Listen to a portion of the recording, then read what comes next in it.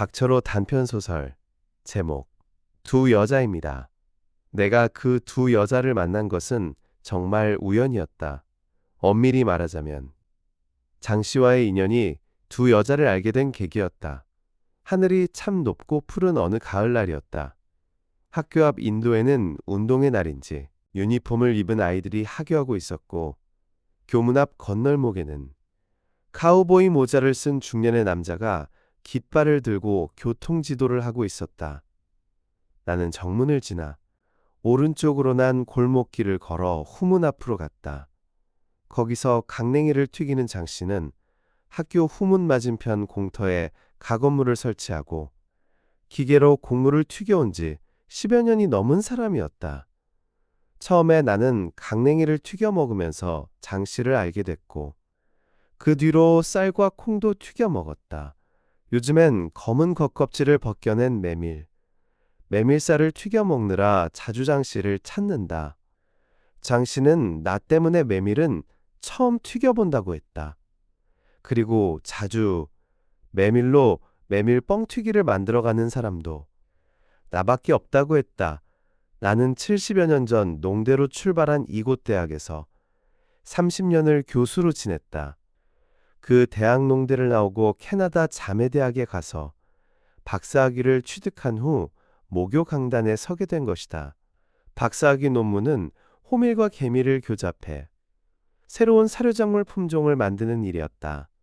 그런데 교수 생활을 하는 동안에는 주로 메밀을 연구하고 가르쳤다. 예전부터 강원도의 주요 밭작물이었던 메밀을 강원도 태생의 농학자로서 당연히 연구해야 한다고 생각했다. 그때나 지금이나 전국적으로는 물론 강원도에서조차 메밀을 연구하는 학자나 연구원들이 거의 없었다.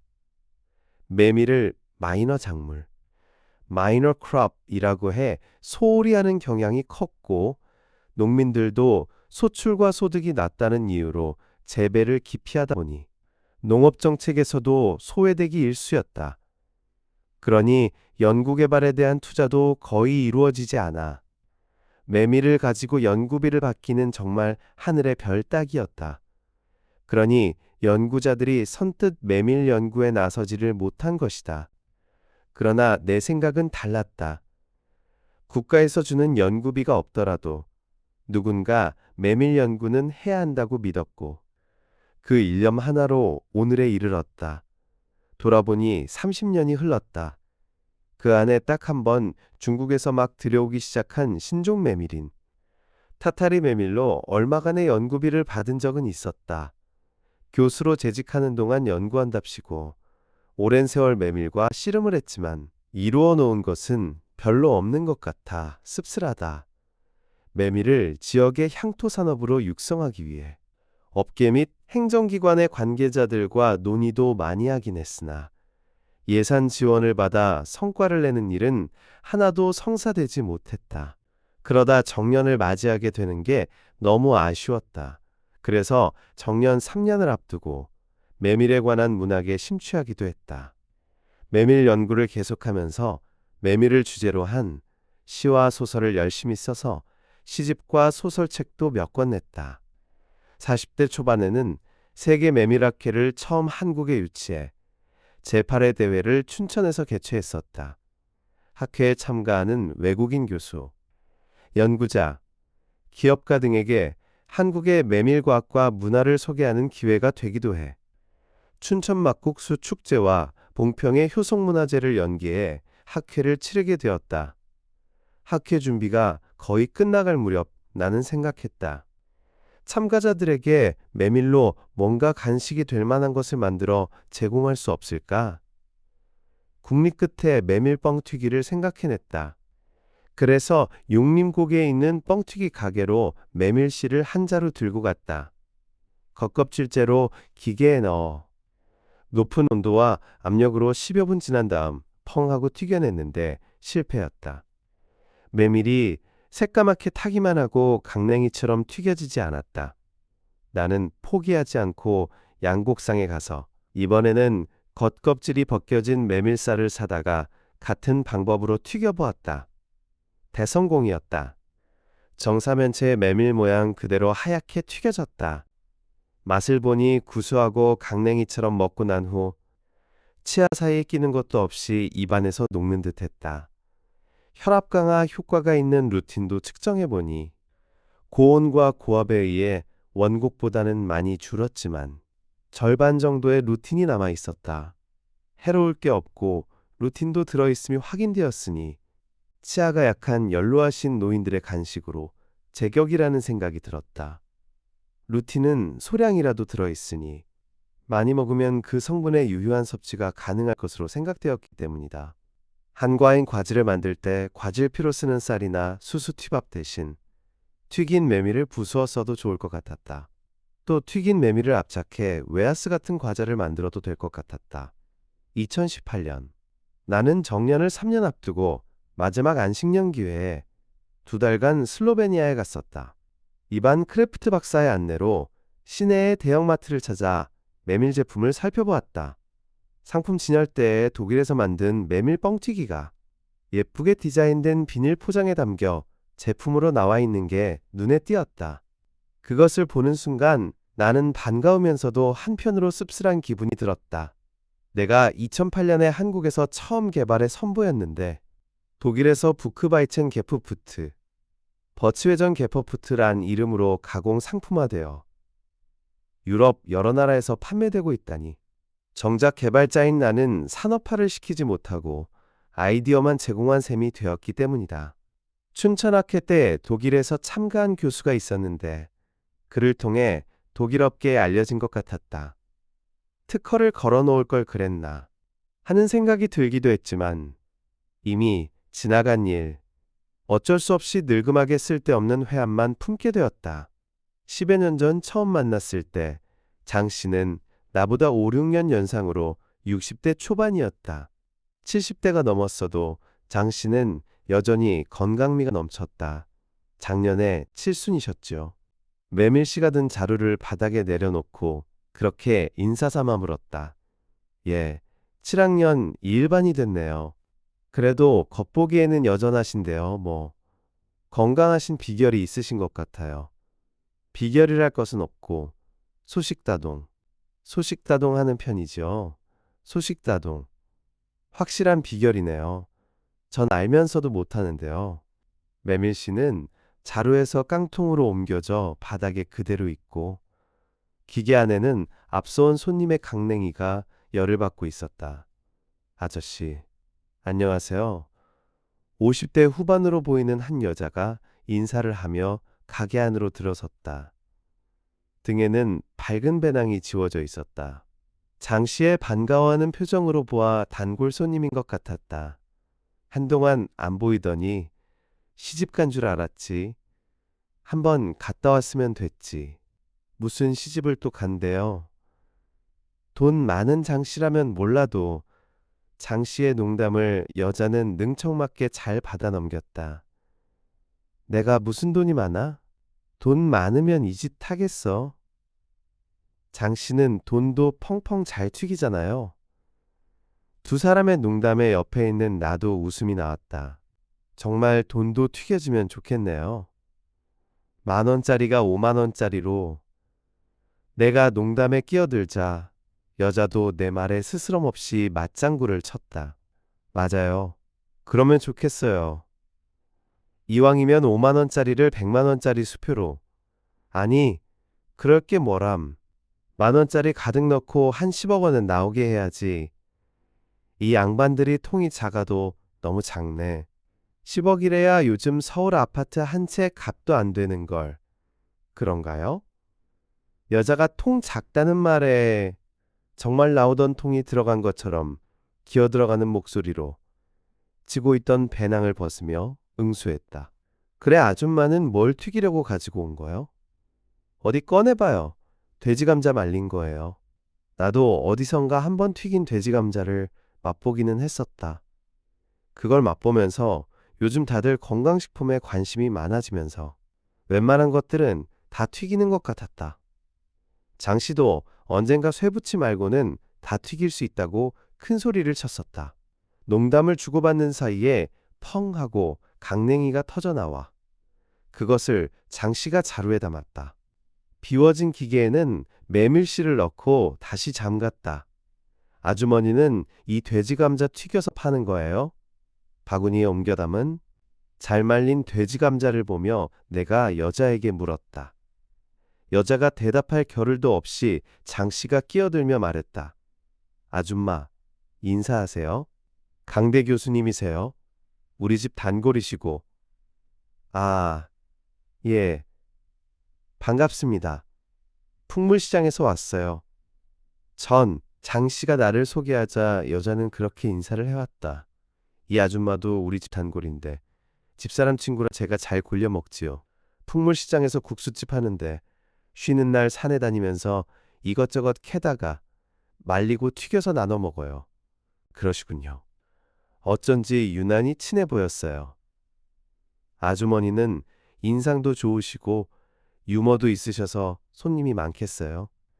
솜씨는 없는데도 단골 손님들이 의리가 좋아서 먹고 살아요. 장씨 아저씨도 단골 손님이지요. 교수님도 한번 오세요. 국수 맛있게 말아드릴게요. 예, 한번 가지요. 메밀국수도 하나요? 그럼요. 우리 집 메밀 칼국수 소문났어요. 막국수는 안 해요. 온면만. 그러시군요.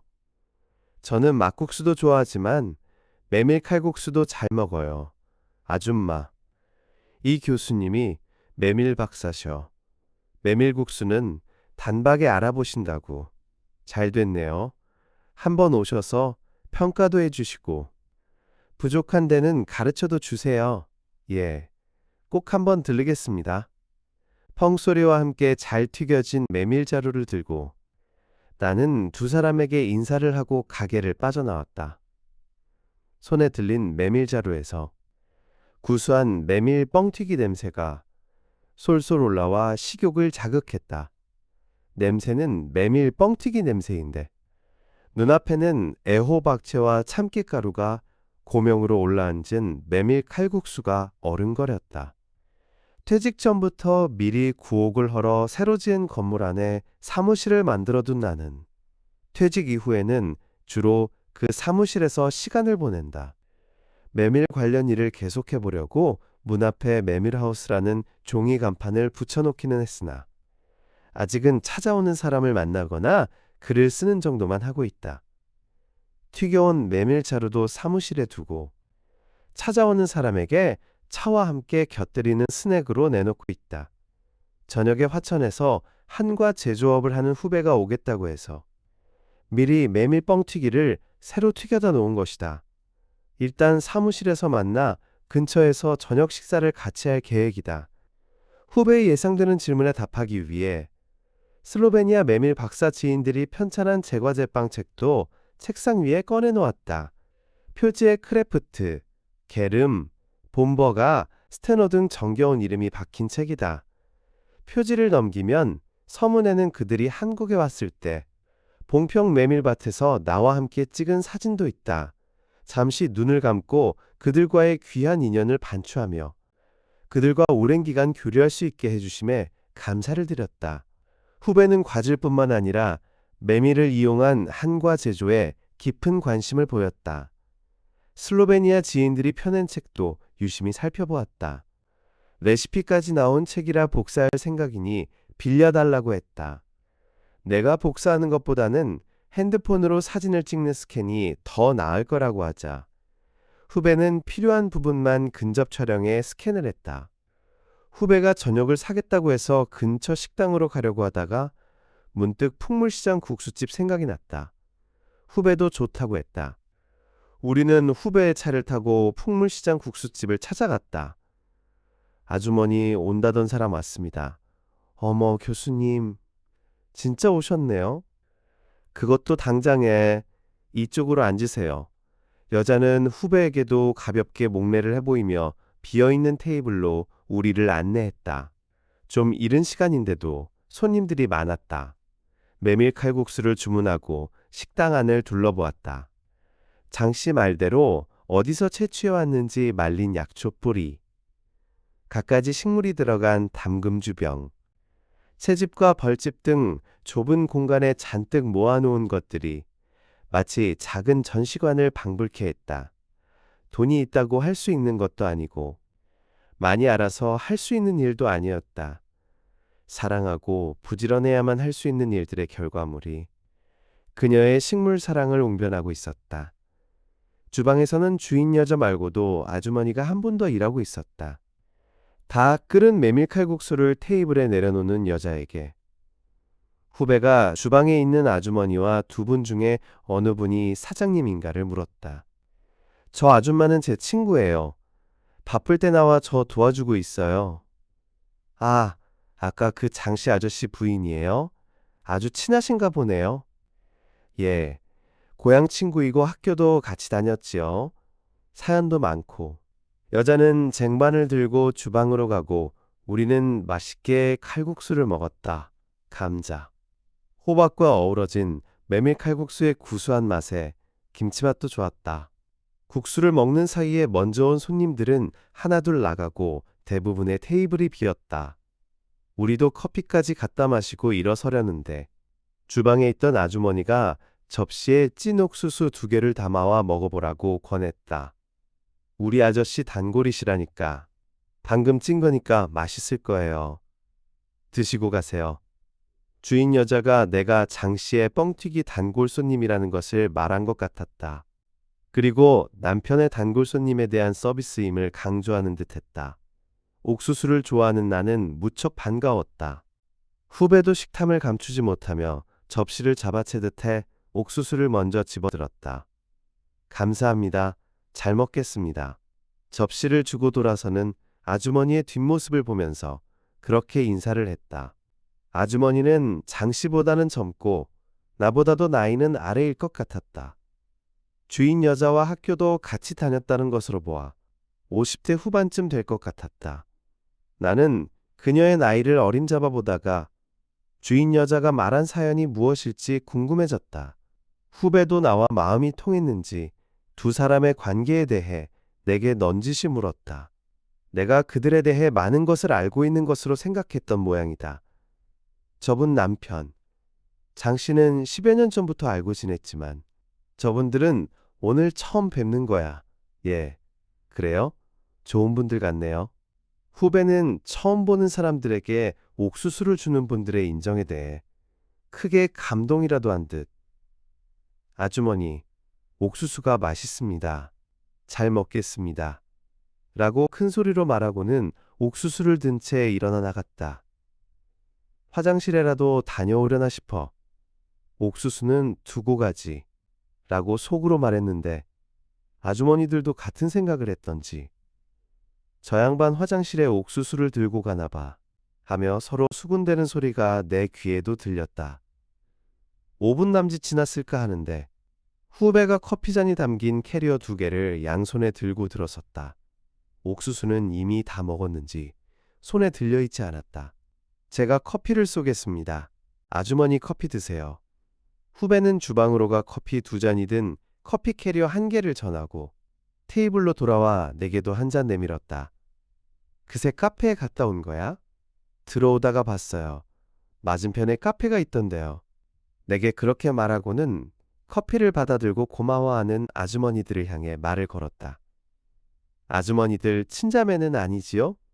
아닌데 그렇게 보여요? 젊은 아저씨. 주인 여자가 테이블로 다가오면서 화답했다. 손님들이 많았으면 조리해. 서빙에 바쁠 시간인데 손님이 없는 게 다행이다 싶었다.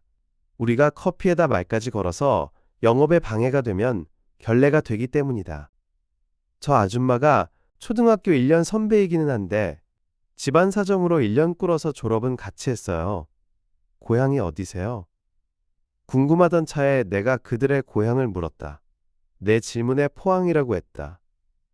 포항이라는 말에 후배가 정색을 하고 반겼다. 나도 젊어서 포항에서 훈련받았는데. 혹시 해병?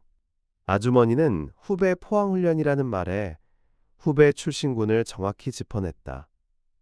해병대를 지원한 병사들은 물론 후배처럼 장교로 임관한 사람들도 해병은 포항에서 일정 기간 훈련을 받았기 때문이다. 그래서 여자이지만 포항 출신이니만큼 포항의 해병에 대해서는 누구보다도 잘 알고 있다는 듯이 주방에서 나온 장씨 부인까지 가세해 포항 얘기가 길게 이어졌다. 내가 여자들에게 후배가 해병 장교 출신이라는 것을 말하자 서로 얼굴을 쳐다보며 키득거리듯 묘한 반응을 보였다. 나는 그게 더 궁금해서 그냥 일어설 수가 없었다. 다 마신 종이컵을 이유도 없이 구부려 안쪽으로 접어넣으면서 왜 웃느냐고 물었다. 내 말끝에 주인 여자가 무슨 얘기를 하려고 하자 장씨 부인이 이 양반들한테 그 얘기를 하면 안 되지 하고 팔을 내저으며 말렸다.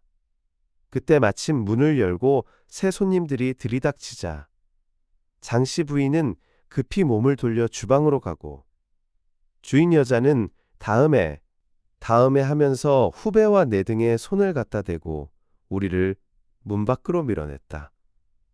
궁금증은 풀리지 않았고 우리는 등에 그녀의 손바닥 느낌만 느끼며 떠밀리다시피 해 식당을 나왔다. 밖은 어느새 어둠이 내리깔리고 시장 어귀에서 큰 길로 나가는 길가 가로등도 환히 빛을 내뿜고 있었다. 누구나 지나온 삶에 저렇게 가로등 같은 빛이 스며 있을 것이고 같은 세기의 빛이라도 어둠이 깊을수록 빛이 더 강하게 느껴지는 것이라고 생각하며 어둠 속에서 밝혀온 그녀들의 빛이 더욱 궁금해졌다. 자매처럼 오순도순 국수 장사를 하는 그녀들의 비밀은 언제나 알 수 있을까? 속으로 그런 생각을 하면서 후배가 태워주는 차를 타고 사무실로 돌아왔다. 내가 다시 장씨를 찾은 것은 연말이 가까운 어느 주말이었다. 후배에게 장씨를 소개해주기 위해서였다. 후배는 내 사무실을 방문한 이후 여러 가지 자료를 찾아보고 탐문도 해본 뒤 메밀을 이용한 한과를 만들어 팔기로 결심을 굳혔다. 후배가 사는 동네에도 뻥튀기를 하는 사람이 있지만 메밀을 여러 번 튀겨본 장씨에게 부탁해 메밀 뻥튀기를 만들고자 장씨를 만나고자 하였다. 날씨가 추워지면 장씨의 가건물은 비닐로 사방이 둘러쳐지고 조그만 석유난로도 안에 들여다 놓는다. 그날은 난로는 피우지 않은 채 장씨와 장씨 부인이 같이 나와 기다리고 있었다. 그 두 사람은 다른 손님들보다도 후배를 기다리고 있었던 것이다. 내가 미리 국수집으로 전화를 걸어 장씨 부인에게 후배가 만나고 싶어하는 이유를 설명했기 때문이다.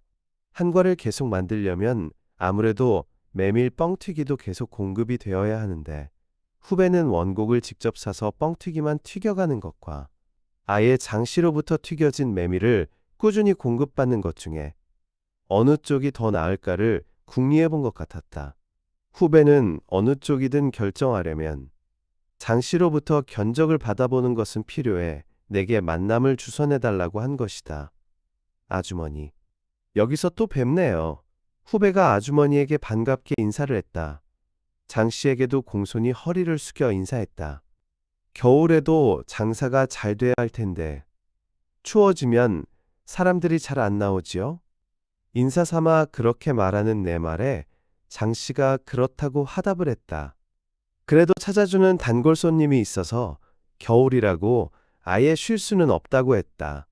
겨울에는 낮에 혼자 집에 있으면서 난방비를 축내지 않으려고 장씨 부인도 같이 나와 이곳에서 지낼 때가 많다고 했다. 가건물을 두른 비닐 안쪽에 겹겹이 붙여놓은 뽁뽁이도 난방비를 줄이기 위한 노력으로 보였다. 어떻게든 생존과 생활을 위해 애쓰는 노년기 부부의 모습에 코끝이 찡했다. 교수님한테 얘기를 듣고 아저씨와 상의를 해봤는데요. 장씨 부인이 먼저 본론을 꺼냈다.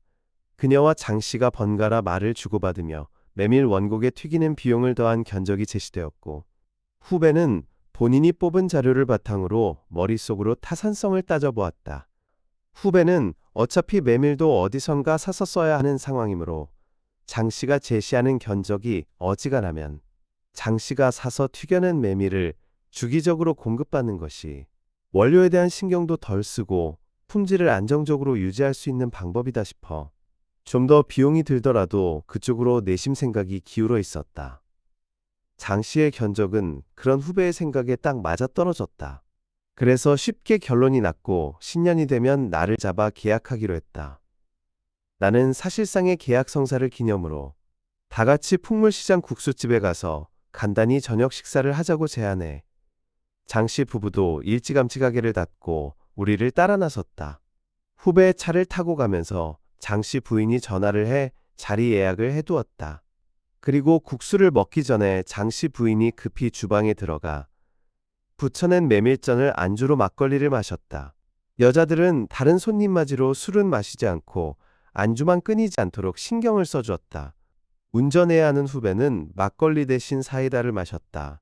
그러다 보니 막걸리는 장씨와 나만 서로 대작하며 마시기 시작해 2병을 마셨다. 그러는 사이에 저녁 식사 손님은 다 가고 여자들과 우리만 다시 한 테이블에 둘러앉았다. 저녁 시간도 지났고 연말이라 더 손님이 올 것 같지 않다고 하며 여자들도 잔을 챙겨 막걸리를 마시기 시작했다. 주인 여자는 잔을 입에 대고 입술만 축이는 정도로 술을 많이 마시지는 않았다. 취기가 오른 장씨는 내 손을 잡으며 후배와 같이 사업을 하는 사람을 소개해 주어 고맙다고 했다. 돈을 벌고 못 벌고 문제가 아니라 강대 교수님이 우리를 믿고 우리에게 일을 맡겨준 데 대해 고맙다고 했다. 강대 교수님이 단골도 단골이지만 격의 없이 사람을 편하게 대해주어 늘 고마웠고 한동안 안 보이면 자신이 뭔가 잘못을 했나 싶을 정도로 애가 타기도 했다고 했다. 면전에서 그런 얘기를 듣기가 쑥스러웠지만 장 씨의 진솔한 이야기에 서로 막걸리 잔을 건네며 담소를 나누었다. 그날 밤 여자들의 수다도 들어가며 꽤 늦게까지 계속된 술자리는 후배의 사업에 흔들림 없는 신뢰를 쌓는 계기가 되었다. 내게 더 의미가 있었던 것은 몇 달 전 처음 왔을 때 궁금했던 그녀들의 비밀을 본인들 입으로 직접 들을 수 있었던 것이다. 장 씨도 부인과 30년을 넘게 살았지만 처음 듣는 얘기라고 했다. 한번 결혼하고 남편의 심한 의처증과 폭행에 견디다 못해 고향을 떠나 먼저 춘천에 와 자리 잡은 친구를 따라 멀리 강원도까지 오게 된 주인 여자의 상처도 그날 알았다. 또 장 씨와 장 씨 부인의 인연과 춘천에 정주하게 된 사연도 그 자리에서 처음 들었다. 가슴 속 깊은 상처를 나눌 수 있는 사람은 불과 몇 시간 마주했어도 보통 인연이 아니라는 생각이 들었다. 불가에서 말하는 옷깃을 스친다는 것이 어쩌면 이런 순간을 의미하는 것일지도 모른다는 느낌도 들어 그 자리가 참 소중하게 느껴졌다. 이야기는 그녀들의 학창시절로 거슬러 올라갔다. 장씨 부인인 유순영은 1년 후배이나 졸업은 같이 한 풍물시장 국수집 주인 장금자와 한 동네에서 자랐다. 서로 집안 사정도 잘 알고 양가를 오가며 친하게 지냈다. 그래서 사람들로부터 생김새도 비슷하다며 친자매가 아니냐는 얘기도 많이 들었다. 여고도 같은 학교를 다녔으나 공부보다는 영화에 푹 빠지게 되었다. 변장하고 몰래 19금 영화도 같이 보러 다니다 보니 씀씀이도 커졌다. 집에서 받는 용돈으로는 턱없이 모자라 늘 자금 조달이 고민이었다. 좀 논다는 남학생들의 유혹도 많았지만 몇 번 상대를 해보고 나서는 흥미를 잃었다. 흡연과 음주를 밥 먹듯 하는 그런 환경은 체질적으로 수용이 안 됐다. 그런 점은 순영과 금자 모두 마찬가지였다.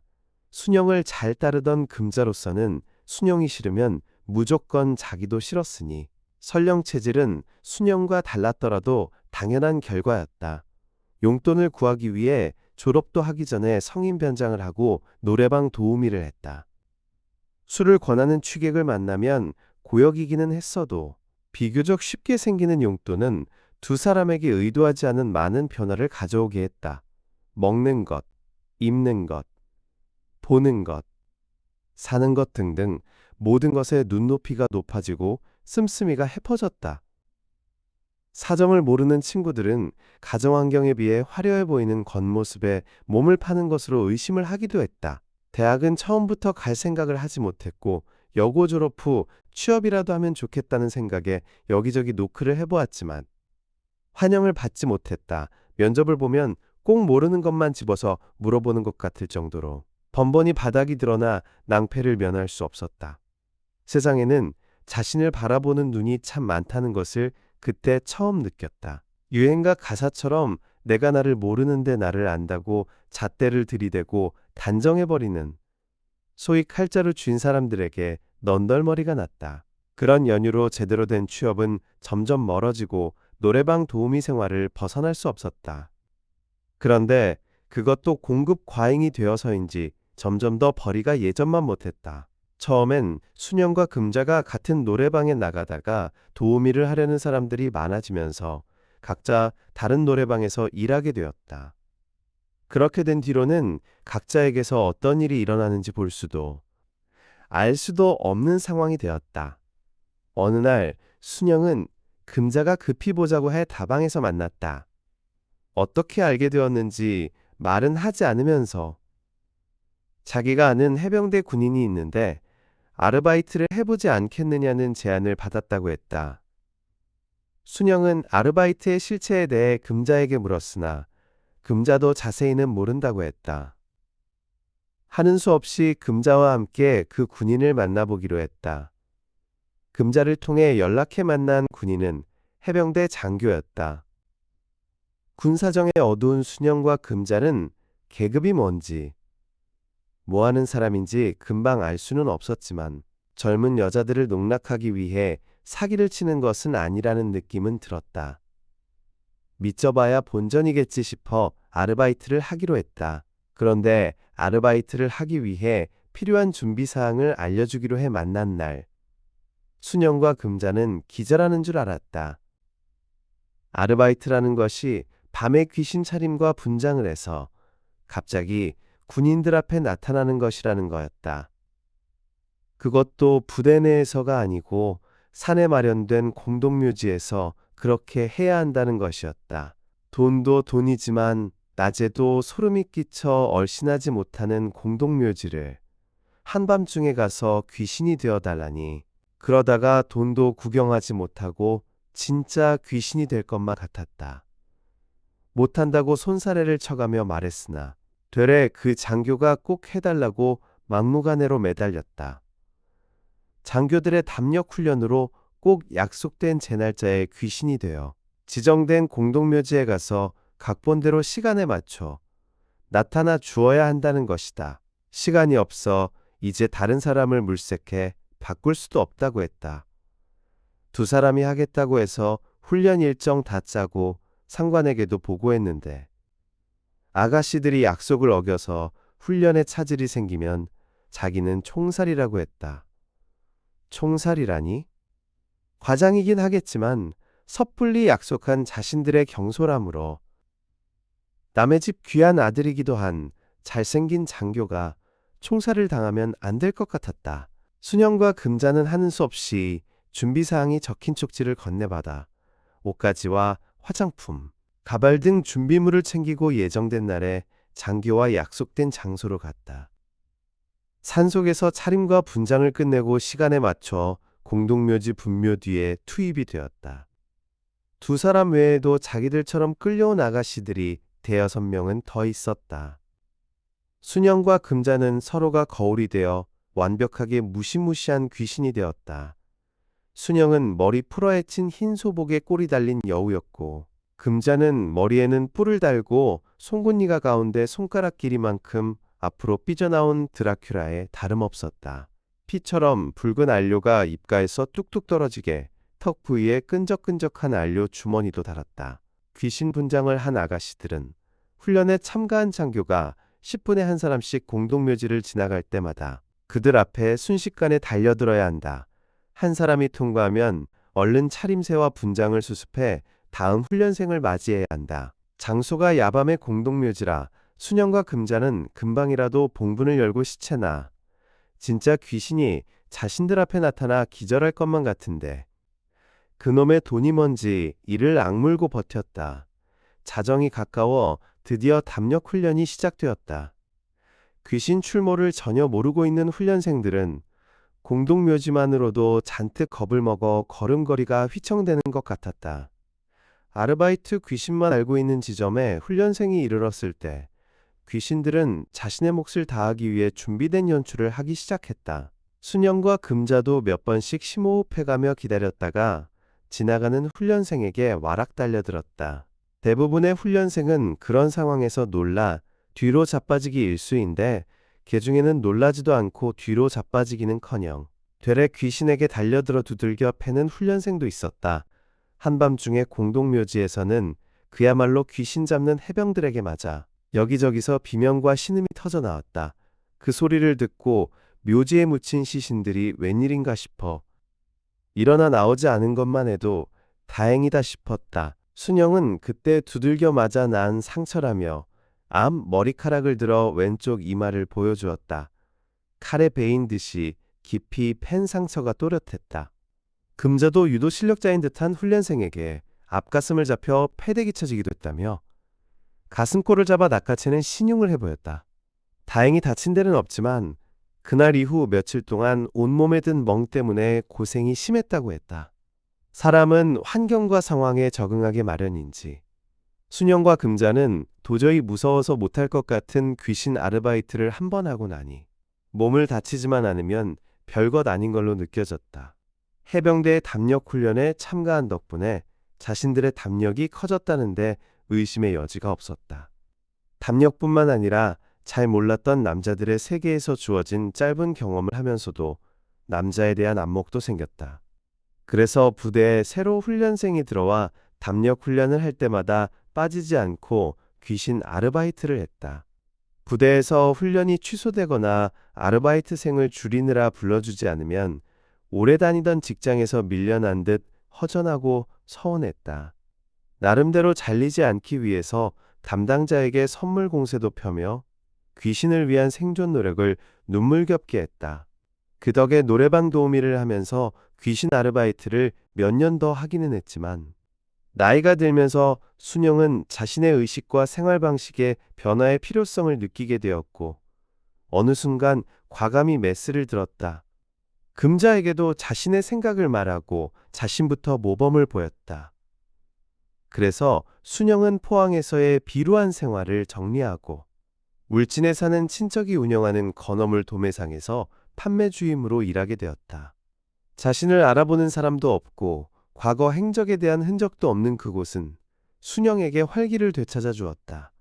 거기서 일하는 동안 단골 고객의 소개로 동해안의 시멘트 공장에 다니던 장 씨와 맞선도 보게 되었다. 성실해 보이는 인품에 끌려 결혼을 하고 북평에서 줄곧 살다가 정년이 되어 퇴사하고 장 씨는 고향인 춘천으로 이사를 했다.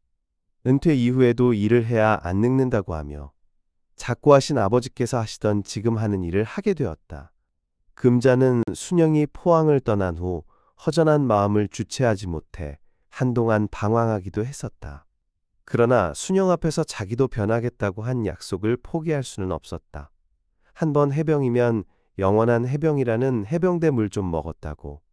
한번 친구면 영원한 친구라고 순영과의 관계를 굳건히 했다. 그래서 순영의 조언대로 한동안 조신하게 지내다가 노래방 도우미를 하면서 알게 된 해병대 장교의 소개로 부대원이었던 한 남자를 만나 결혼을 했다. 그러나 번번이 도지는 의처증에다 심해진 남편의 폭행으로 낙태까지 겪으면서 결국 이혼을 하고 포항을 떠났다. 서울에 가서 이 집 저 집 식당을 전전하다가 순영이 춘천에 이사와 정착을 하면서 금자도 춘천으로 이사해 매물로 나온 풍물시장에 조그만 국수집을 인수하게 된 것이다. 그날 이후 메밀쌀을 튀기러 갈 때마다 장 씨에게서 듣는 두 여자의 이야기는 물이 피보다 진할 수는 없어도 피돌기 혈류를 받쳐주는 힘은 세다는 것을 느끼게 해주었다. 부부는 닮는다고 하는 말이 있는데 부부가 아닌 정이 돈독한 남들 사이에도 닮는다는 말이 성립될 수 있을 것 같았다. 그만큼 두 여자의 깊은 우정이 자신들의 삶뿐만 아니라 주변 사람들에게도 가슴 깊숙이 스미는 향기가 되고 있음을 알 수 있었다. 신부전 말기로 장기간 투석하며 고생을 하던 장 씨에게 지병이 있는 부인 대신 신장을 공여해 생체이식 수술을 받게 한 것도 금자였다고 한다. 이야기를 들으며 왜 바쁠 때 장 씨 부인이 금자를 돕는 것이 너무도 당연한 일인지, 왜 그토록 서로 끈끈했는지 알 수 있었다. 그런 말을 할 때 장 씨의 눈에선 이슬이 맺히기도 했다. 장 씨는 후배의 한과 사업에 메밀 뻥튀기 원료를 공급하면서 돈을 좀 모으면 혼자 사는 금자의 노후를 위해 연금보험을 하나 들어주고 싶다고 했다. 장 씨 부인도 같은 생각이라 그녀는 매일 미사에 참여해 기도 중에 후배의 사업이 잘 되기를 바라는 기도도 드리고 있다고 했다. 후배도 장 씨가 약속대로 품질이 좋은 원곡을 사서 깨끗하게 잘 튀겨준 메밀로 원료 걱정이 없다고 만족해했다. 더구나 제품의 건강 기능성은 물론 맛과 향, 질감 등 품질에 대한 평가가 좋아 매출도 급성장하고 있다고 했다. 구정과 추석 같은 명절 때는 물건이 달릴 정도고 평소에도 인터넷으로 주문이 쇄도하고 있다고 했다. 장 씨는 보다 좋은 메밀을 좀 더 싸게 공급하는 방법을 찾기 위해 내게 중국의 메밀 전문가를 소개해달라고 해 알아봐 주마고 했다. 3년마다 개최되는 세계 메밀학회에 참가하여 그곳에서 만난 중국의 교수와 업계 대표들과 꾸준히 정보를 교류해 왔었다.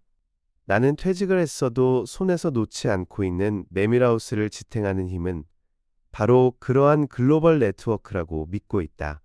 그렇게 귀중한 네트워크가 1차적으로 이 지역에서 메밀 산업의 발전에 기여하고 2차적으로는 장씨 부인 금자, 후배와 같이 일과 사랑에 전심을 다하는 사람들에게도 도움이 될 수만 있다면 메밀 연구자로서 보람이 클 것만 같다.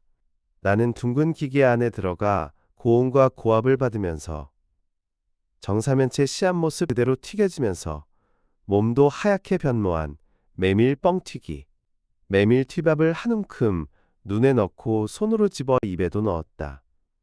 보기에 아름답고 맛도 구수하고 달콤했다. 그것은 고온, 고압과 같은 고난을 이기고 하얗게 피어난 두 여자의 우정같이 오래도록 단맛이 도는 향기 짙은 메밀꽃잎이었다. 작품 해설입니다.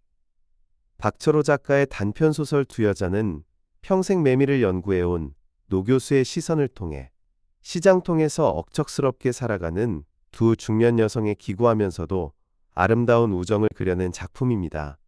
소설은 단순히 두 여자의 인생 역정을 나열하는 것에 그치지 않고 그들의 삶을 작중 화자인 교수가 평생을 바쳐 연구한 메밀이라는 소재와 절묘하게 결합하여 주제의식을 확장하고 있습니다.